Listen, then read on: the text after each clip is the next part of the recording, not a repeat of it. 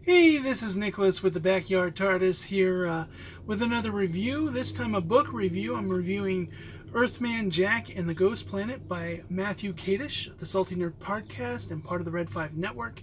I really love this book. And I'm going to do my best not to give any major spoilers, but just to kind of hype it up, because I'm going to say that this book supplants Star Wars as my favorite sci-fi property to play around in, to read books, whatever comes out. I'm all for it.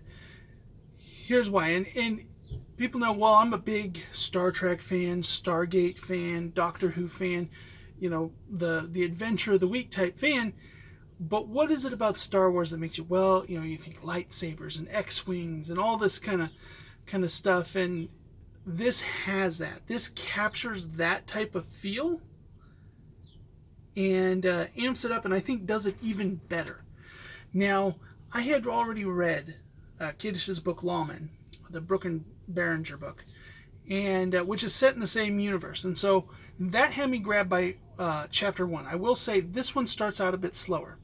The first 5 chapters probably took me a couple of weeks to get through, because I was just going, I know this book's going to be good, but it wasn't grabbing me at first. But look at it this way. It built it up so much more that when the real big event of chapter 6 happened, it just blew my mind, made it so much more impactful. Imagine if we got like a 30 to 45 minute prequel movie to A New Hope that was all just about Luke Skywalker with Uncle Owen and Aunt Beru, being a teenager, going to school, that kind of thing, and then the Empire came in and just wreaked havoc on his town, killed them, friends, all that kind of stuff gone, and then Luke's off to join the rebellion. That's the kind of feel that this gives you. I'm not going to... It is a big, huge thing that happens early on in the book that really just like creates the awesomeness of this universe. But those first 5 chapters feel like you're reading an Archie or Jughead novel, in that they're just, you know, kind of about a teenage boy, stuff I used to read, you know, young adult back in, you know, grade school. Building up our heroes' life, school life, high school life, all that kind of stuff. Really great build up. And because this book is setting aside, building up a universe, I think it was a really good move. So if you started out and at first you're thinking, well, this isn't for me, just get past chapter 5. I think it's chapter 6. It really explodes into adventure. One of the things that I love about this, once again, like Star Wars, in Star Wars, every little alien in the cantina, they create backstories for, you know, and they all have species and interesting things about them. The species introduced throughout this book, really cool. You have the main bad guys, Death Lords. Awesome name.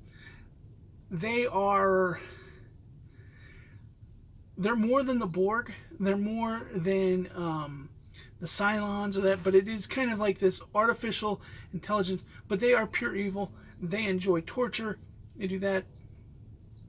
You have the Regalas, which are one of the main good guys. You know, Jack's human, by the way, so it does involve Earth. But the Regala Empire, they have this philosophy of being able to, by thought, convert matter into existence. And so they're paragons, or they're like super soldiers. They're basically their version of Jedi. They can, if they want a suit of body armor and advanced weaponry, they can think and will it into existence. Match that with an alien being that basically can build itself into things, and even when you destroy it, can come back and rebuild its body. Makes for an interesting conflict. But there's other aliens. There's an alien that reminds me a lot of like the bad captain in Treasure Island, you know, the pirate captain, and that he's real lovable to our hero, but his species has something about them that their skin tone determines what kind of person they are. So if they're an honest person, they're one color. If they're a extra good person, they're this. But if they're a bad, like extreme liar, thief, backstabber kind of person, they're this color. That's what this guy is. So once our protagonist learns that, it's this constant, like, when's the other shoe gonna drop? Like, he's always friendly, but you know, and us as the readers know, he's actually a bad guy. So that was really good. There was a robot Huckabus. Every line of his, hilarious, loved it. Very, it was the Moriarty, mustache twirling robot that going to take over the universe type thing, and he's on the side of the good guys. A giant rock creature. His species was really interesting, how they respect strength and different things. You even had there was a scientist that was kind of an insect-like. They built out a lot of things about them. So just these different species, really already expanding the universe, creating all these different species that can be played around with. And as you get to know them, just the mere mention of their name in future books and spin-off series, you know who they are, just like you know who a Jawa is, you know what a Wookiee is, an Ewok. We know these species in Star Wars. This is kind of the same thing. Really loved, and they're all unique.